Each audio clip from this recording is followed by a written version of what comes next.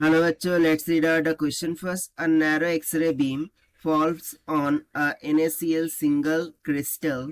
The least angle of incidence at which the mirror reflection from the system of crystallographic planes is still observed is equals to alpha, that is 4.1 degree. The interplanar distance is d, which is 0.28 nanometer.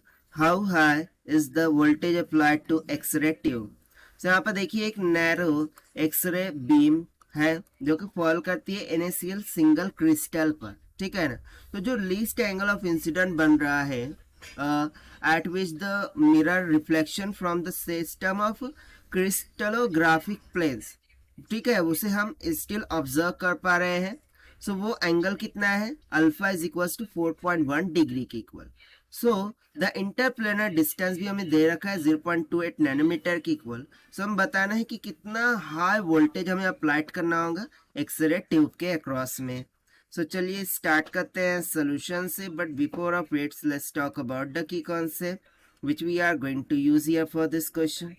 सो देखिए यहाँ पर किस x ray tube की बात हो रही है। सो x ray tube में जो एनर्जी फॉल करती है, ठीक है ना, सो वो एनर्जी का फॉर्मूला क्या होता है, 2πh/c divided by lambda, and this is nothing but is equals to E into V के इक्वल, जहां पर V potential E charge of electron होता है, C speed of light in vacuum that is 3 × 10⁸ metre per second, और h bar जो होता है ना उसका फॉर्मूला होता है h/2π के, जहां पर h प्लैंक कांस्टेंट होता है जिसकी वैल्यू 6.63 × 10⁻34 की इक्वल होती है, और लैम्डा हो गई वेवलेंथ ऑफ द लाइट, ठीक।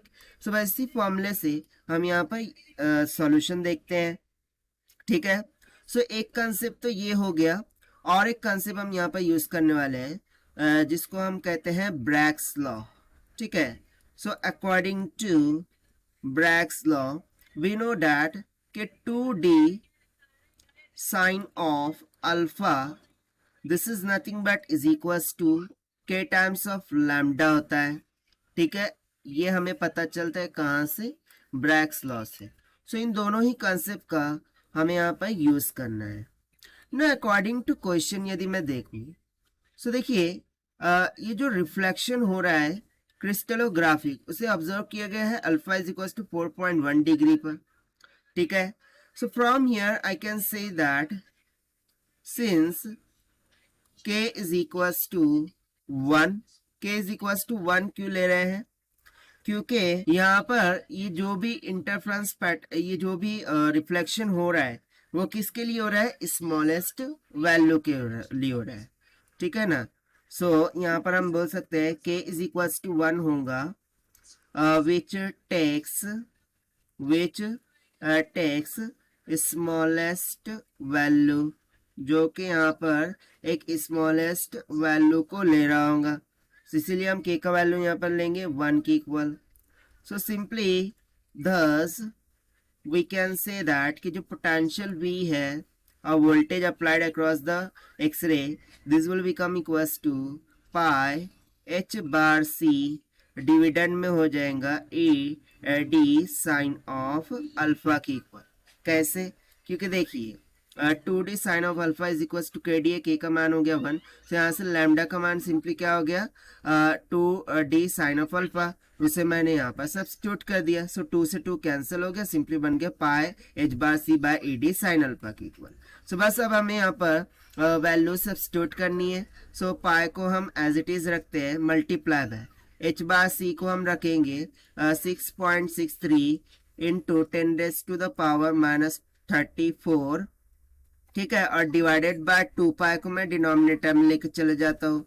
Multiply by charge of electron होता है 1.6 into 10⁻⁻19 coulomb, multiply by D का वैल्यू दे रखा है 0.28 नैनोमीटर यानी कि 10⁻9 हो जाएगा, multiply by sine of alpha कितना दे रखा है 4.1 डिग्री, और न्यूमरेटर में कुछ बाकी, यस सी का वैल्यू दैट इज 3 इंटू 10⁻8। सो देखिए यहाँ से पाई से पाई कैंसिल हो गया, और जब आप इसको सिंप्लीफाई एंड सॉल्व करेंगे तो जो वोल्टेज अप्लाइड है अक्रॉस दी ट्यूब, ठीक है ना, एक्सरे ट्यूब, वो कितना निकल के आ जाएगा near about 31.048 into 10 raised to the power 3 volt के equal. So 10 raise to the power 3 को मैं तो किलो लिख सकता हूँ, बट मुझे अप्रॉक्सीमेट यदि करना हो तो मैं अप्रॉक्सीमेटली बोल सकता हूँ कि ये वोल्टेज हमें कितना अप्लाइड करना होगा, 31 किलो वोल्ट के इक्वल। और यही हो जाएगा हमारा आंसर फॉर दिस क्वेश्चन जो कि हमने सॉल्व किया है using the concept of the energy incident on the plate is equals to the electron volt and Bragg's law. So this is the required solution. I hope you understood well. Best of luck. Thank you.